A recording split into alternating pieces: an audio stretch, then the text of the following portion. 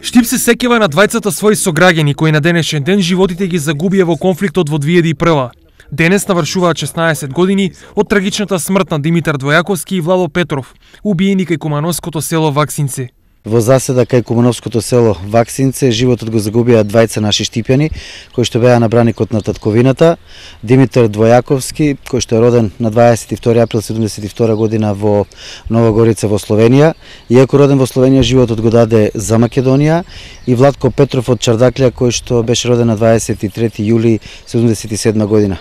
Делегација од општината денес положи цвеќе на вечните почивалишта на Двојаковски и Петров, а од местото каде е поставен споменикот на бранителите испратија порака. Губењето на нивните животи е опомена за сите нас, никош да не се повтори тоа што се случи во таа 2001, дека треба да го оцениме животот, пред се суверенитетот и територијалниот интегритет на Република Македонија и секогаш да ја паметиме нивната жртва, дека ги дадоа своите животи за Република Македонија, да се сеќаваме на нив и да бидат символ на идните генерации како се брани својата татковина. Инаку 29 годишниот Димитар Двојаковски и 23 годишниот Владо Петров беа професионални војници од редовите на скорпионите на АРМ. Во раните утрински часови на 3 мај нивната патрола налета на заседа и вкрстен оган кај селото Ваксинце.